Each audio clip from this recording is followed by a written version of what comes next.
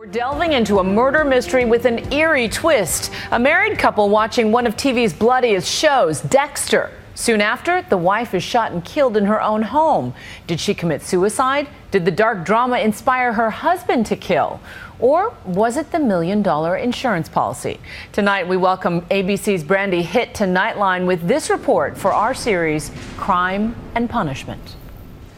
I'm holding her and I check her pulse.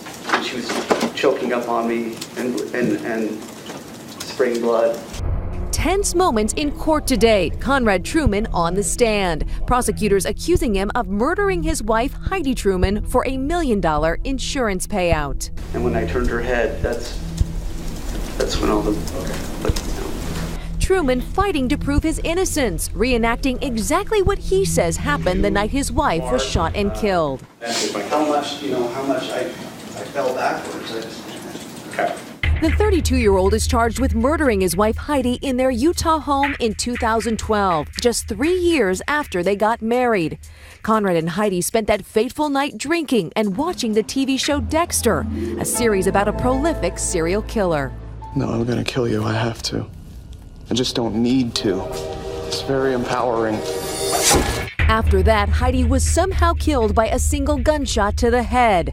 Videos from the crime scene show their home in disarray, a gun out in the open, and blood everywhere.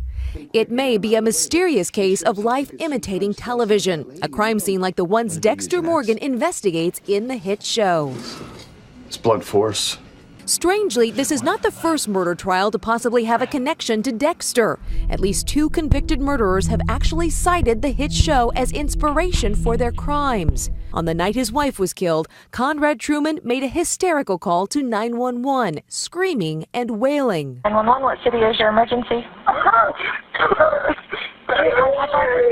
I have officers on the way. I need to know what happened. I don't know what is happening. I just heard something. I got blood. I don't know what happened. Okay. I really don't know what happened. I swear to God. She came out of the shower. She came out of the shower and I heard a pause and there was blood.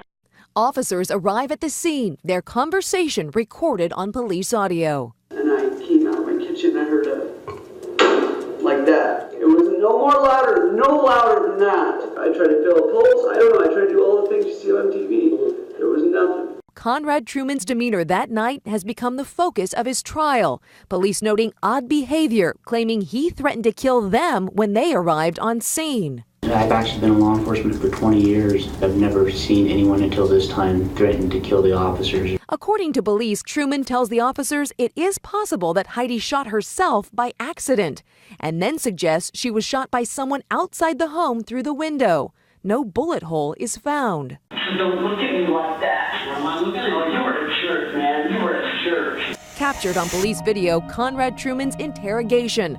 Uncomfortable and at times erratic. This is ridiculous that you shot your wife. No chance. I got nothing to gain with their wife. After investigating, police believe Truman murdered his wife that night, hoping to cash in on a $1 million insurance policy. There's no question that his behavior led the police to immediately start wondering what's going on with this guy.